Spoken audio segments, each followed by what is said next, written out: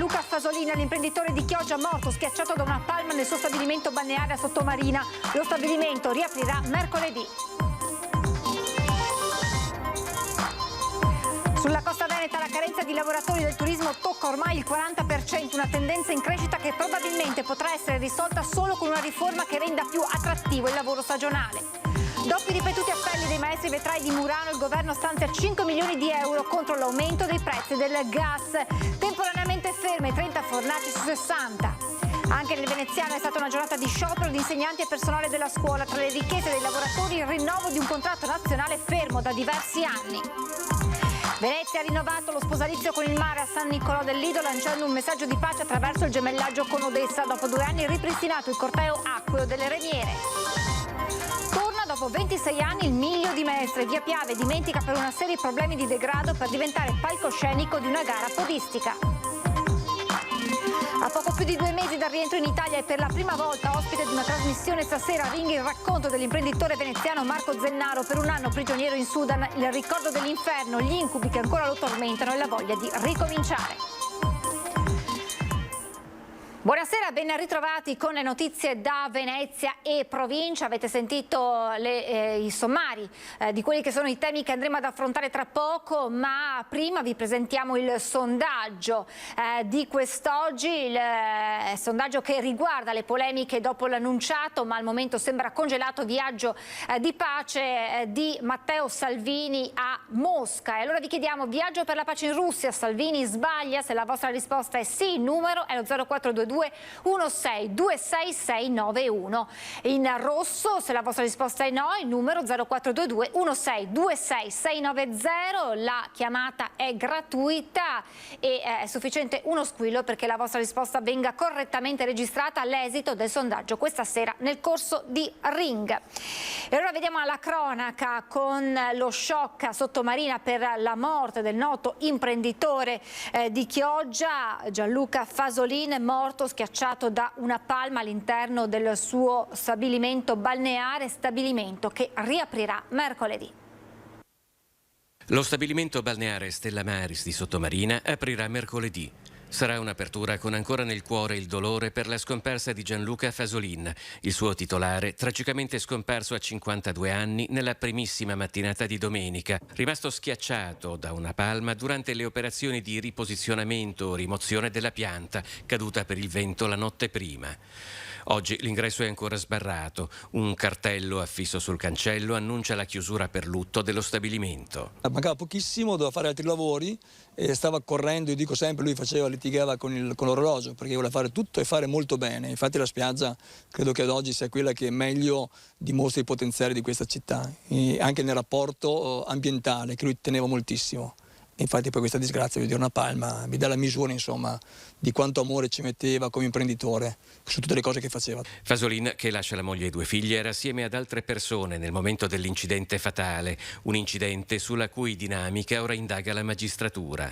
La palma, alta diversi metri, lo ha colpito dopo essere stata sollevata da una gru.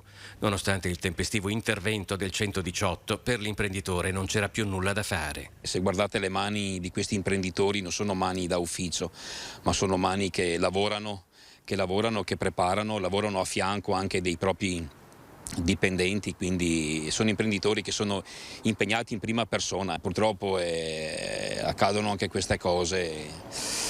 Mi dispiace per la famiglia, insomma, era un investimento fatto anche per i figli, insomma, ecco, quindi, però, sai, c'è bisogno del papà, no? C'è bisogno del papà e poi il papà era giovane. Sulla costa veneta la carenza di lavoratori del turismo ormai tocca il 40%, una tendenza in crescita che probabilmente potrà essere risolta solo con una riforma che renda più attrattivo il lavoro stagionale.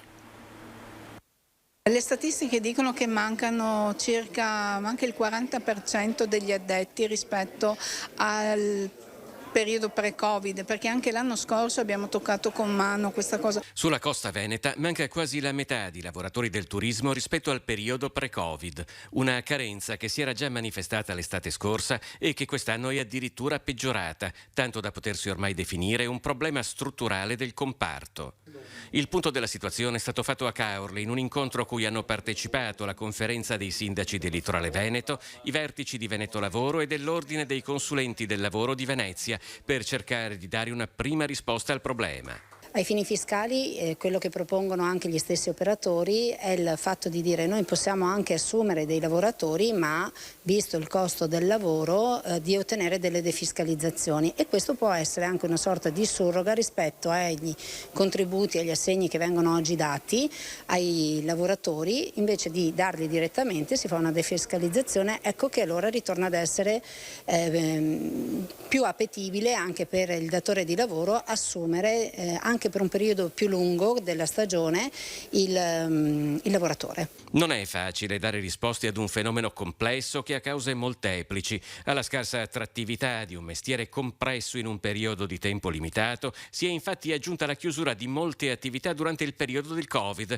che ha costretto diversi operatori a cambiare lavoro e settore, incontrando magari una forma di occupazione più stabile. Ci vuole assolutamente nuova modalità anche per i lavoratori stagionali, perché con una stagionalità sola le famiglie non vivono, quindi i lavoratori stagionali bisogna che siano considerati come in passato, magari anche con qualche abuso, ma dobbiamo veramente ripensare a tutta la norma sulla NASPI, i lavoratori stagionali devono essere tutelati e dobbiamo quindi pensare a un nuovo modo del lavoro per il settore balneare.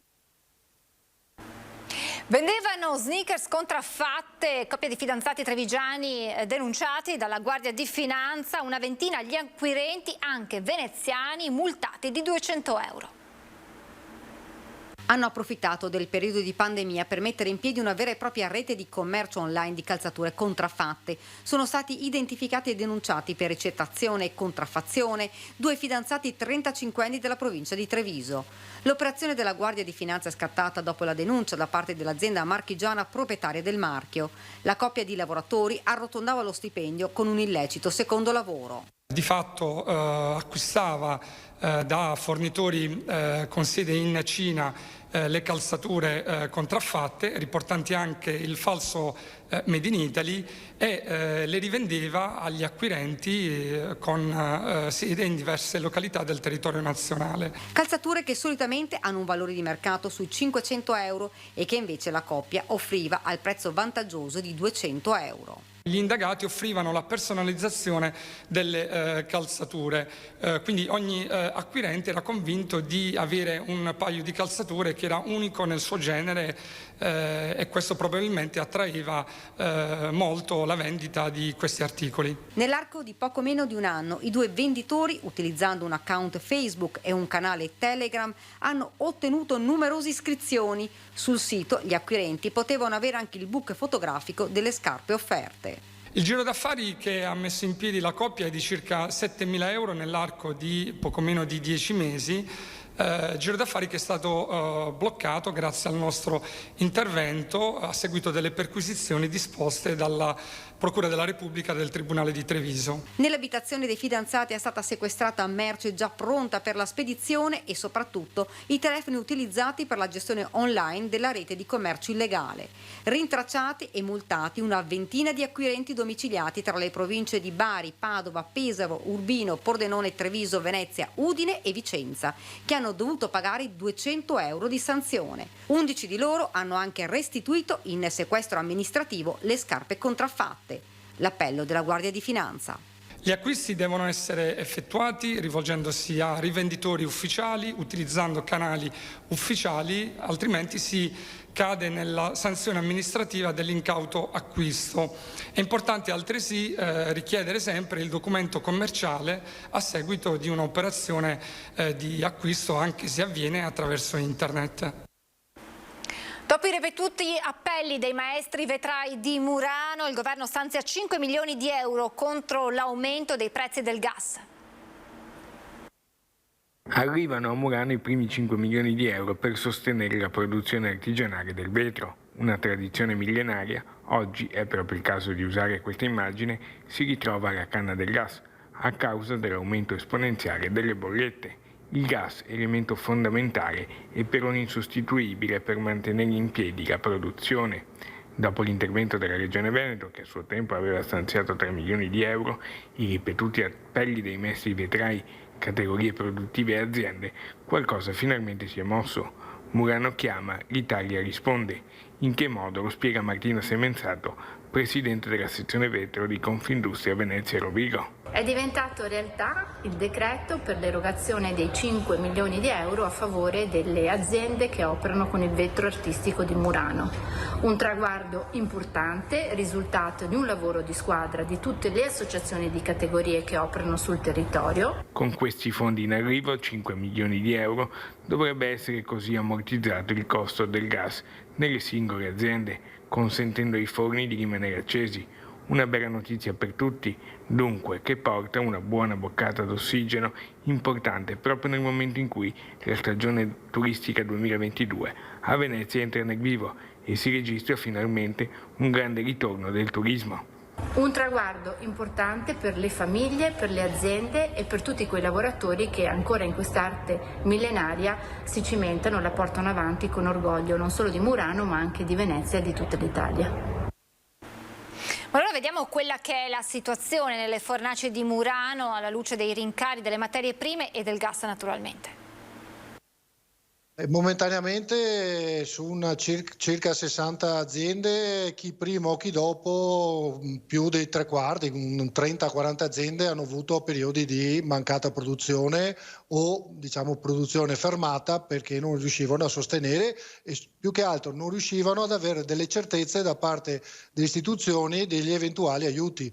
Tradotto in numeri, questo è l'impatto dei rincari di gas e materie prime sulle fornaci di Murano per la produzione del vetro. Forni momentaneamente spenti perché se da un lato il lavoro non manca, dall'altro costa troppo produrre e così ecco il paradosso di questo momento storico. A mia memoria e di molti miei colleghi anche un po' più anziani non è mai successo di avere degli ordinativi e di non riuscire ad evaderli per il costo della materia prima o delle materie energetiche. Il conto è presto fatto, si è passati da un costo medio del gas a metro cubo di 20 centesimi a 1,40 euro a marzo, con bollette arrivate a picchi di 200.000 euro qualche mese fa, contro i 40-45.000 euro del 2021 a parità di consumi, un rincaro dunque del 700%. A questo si aggiungono gli aumenti di materie prime, il cui costo è raddoppiato, o degli imballaggi incrementati del 50-60%. Per far fronte a questo si aumenta del 100% il prodotto finale o si ferma la produzione, spiega Ferro, che aggiunge come in aiuto delle aziende siano arrivati prima i provvedimenti della Regione, ora quello del Governo con il decreto da 5 milioni di euro. Si ipotizza che possa soddisfare le esigenze attuali fino a agosto, massimo inizio settembre, quindi che per questo arco temporale vengono probabilmente usufruite tutte le risorse stanziate. È un provvedimento molto importante, ma siamo consapevoli che non possiamo andare avanti solo con gli aiuti, servono misure strutturali, aggiunge ancora Ferro. E sull'arte dei vetrai di Murano si affaccia all'orizzonte un altro problema, quello del ricambio generazionale. Il ricambio generazionale lo stiamo avendo con persone anche di altri stati, quindi persone straniere, giovani che arrivano da tutte parti del mondo, che partono già col presupposto di voler fare questo mestiere. Giornata di sciopero di insegnanti e personale della scuola. La previsione che abbiamo è una previsione positiva, legata anche all'alta partecipazione che c'è stata alle assemblee unitarie preparatorie di questa mobilitazione. Una mobilitazione che parte da una richiesta di avvio di rinnovo del contratto nazionale. A pochi giorni dal termine delle elezioni, insegnanti e personale della scuola di CGIL, CISL, UIL, SNALS, Gilda e ANIEF hanno osservato una giornata di sciopero anche in Veneto. Dal 2007 ad oggi il contratto nazionale ha avuto un unico rinnovo nel 2018. La richiesta al governo è che vengano impiegate nuove risorse nella scuola. I sindacati della scuola, i lavoratori e le lavoratrici di tutto il comparto dell'istruzione hanno diritto a salari che che si avvicinino a quelli degli altri dipendenti pubblici, ai salari europei. La formazione deve essere riportata nell'ambito dell'autonomia scolastica e delle scelte dei collegi dei docenti. Serve rivedere il numero di alunni per classi. Le risorse stanziate in legge di bilancio sono largamente insufficienti a rivalutare adeguatamente le retribuzioni, anche in considerazione di un'inflazione molto alta, sostiene la CGIL. Inoltre l'esecutivo ha deciso di intervenire sulla formazione sugli aspetti economici e retributivi che riguardano il rapporto di lavoro, senza confrontarsi davvero con chi rappresenta i lavoratori. Non si sono fatti passi avanti sul sistema di reclutamento e sulla stabilizzazione dei precari. Serve rivedere i criteri di definizione degli organici, tanto del personale docente quanto del personale ATA, altrimenti quella scuola di qualità di cui si parla e di cui il governo parla sarà un miraggio. Ad un anno dalla scomparsa per Covid, amici e collaboratori hanno ricordato a Mira l'imprenditore Paolo Cavalletto. Io l'ho conosciuto la prima volta subito dopo il tornado, sono venuto qua, l'azienda era devastata, ritorno qui e l'azienda era assolutamente perfetta. Sono arrivati in tanti all'Omeca di Mira per rendere omaggio nella sua azienda alla memoria di Paolo Cavalletto, l'imprenditore mirese scomparso un anno fa per Covid. Cavalletto avrebbe voluto festeggiare i 55 anni di attività della sua impresa, un impegno assunto ora dai figli. Era una persona incredibilmente tenace e caparbia. Ha insegnato a tutti noi che finché non si arriva al risultato non bisogna mai mollare. Io personalmente ho imparato tanto da lui. Soprattutto una grandissima sensibilità verso la legalità dell'impresa.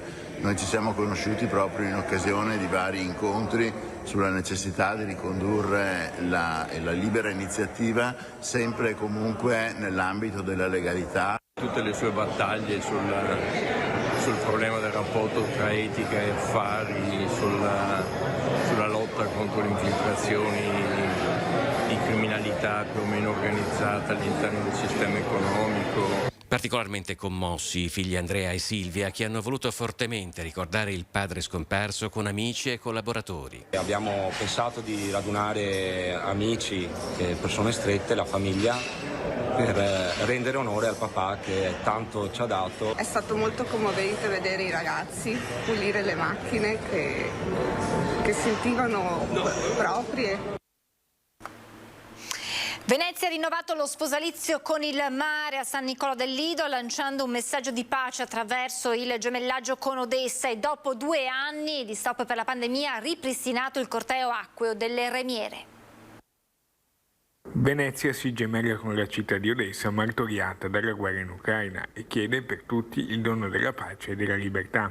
È stata quest'anno una festa della Sensa tornata alle origini, forte di una tradizione che risale fin dall'anno 1000, ai tempi della Serenissima, nello sposalizio di Venezia con il mare.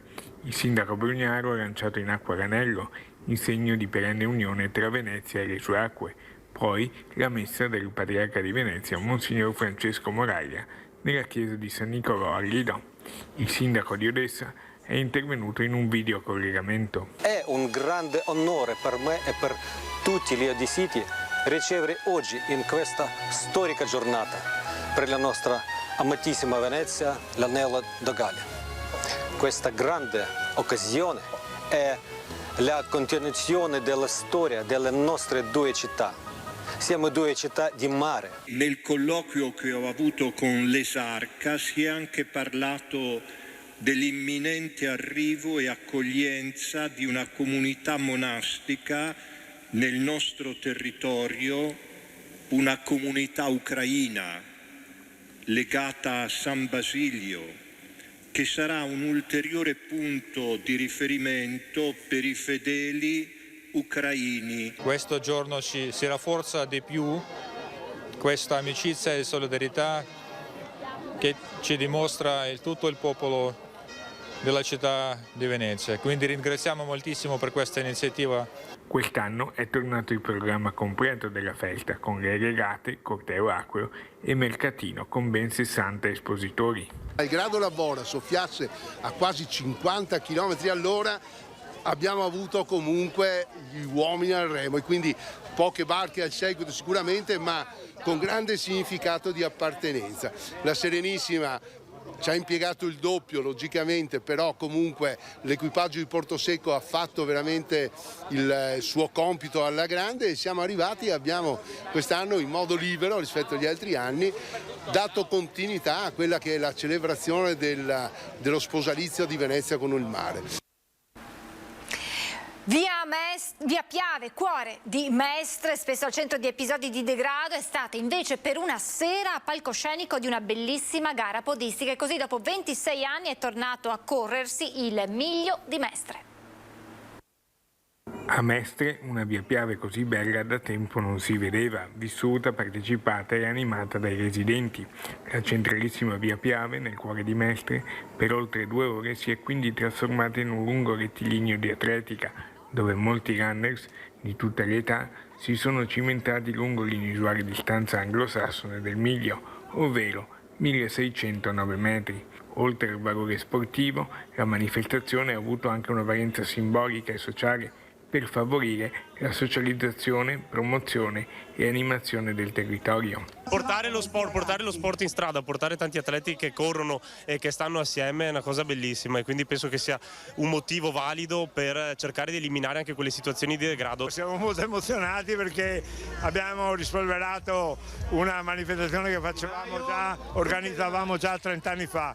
È un bel momento perché era un progetto bello allora e ancora più importante e più bello adesso. La vittoria della prima nuova edizione porta la firma di Igor Fontanella, che ha vinto in 4 minuti e 47 secondi.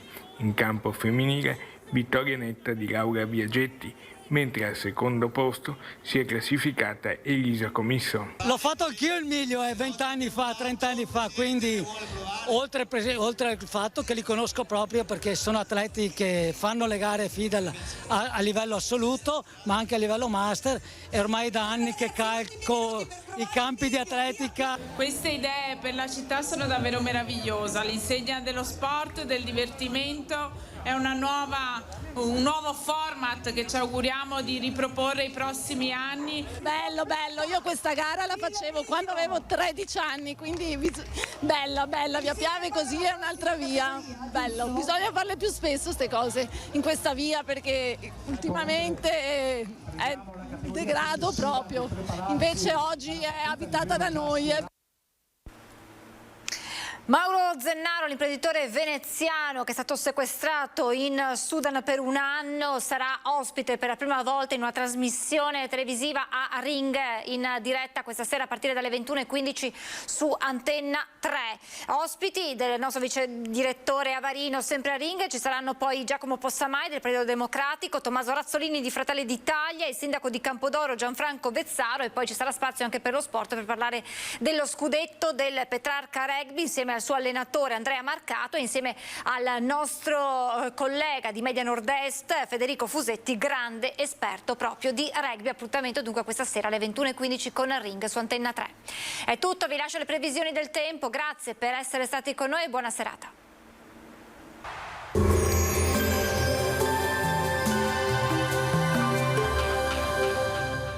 Siamo aperti! Chef Alberto vi aspetta con la bontà dei suoi piatti e la sicurezza dei nostri locali. Locanda Pontestella al Borgo, a Casale sul Sile. Bentrovati al meteo. Avanza l'alta pressione africana sul nostro territorio. Sarà un ponte del 2 giugno di bel tempo, così come martedì 31 maggio con una nuova ondata di calore alle porte. Vediamo insieme il dettaglio. Sul Veneto al mattino avremo nubi irregolari alternate a schiarite. In seguito cielo sereno o al massimo poco nuvoloso, salvo locali annuvolamenti sulle zone montane dove non si escludono anche occasionali acquazzoni nel corso del pomeriggio. Temperature in generale aumento, minime tra 13 e 17 gradi, massime comprese invece tra i 23 e i 25 gradi. Ci spostiamo ora sul Friuli Venezia Giulia, anche qui addensamenti in mattinata, poi ampio soleggiamento con isolati temporali sui rilievi. Temperature minime sui 14-18 gradi, massime sui 24-26 gradi. Infine diamo uno sguardo alla situazione del Trentino Alto Adige, dove avremo un'alternanza di nuvole e rasserenamenti. Sui settori alpini di confine possibili piogge. Temperature minime intorno ai 13 gradi, massime sui 26. Dal meteo di Antenna 3 per ora è tutto, grazie per l'attenzione, arrivederci.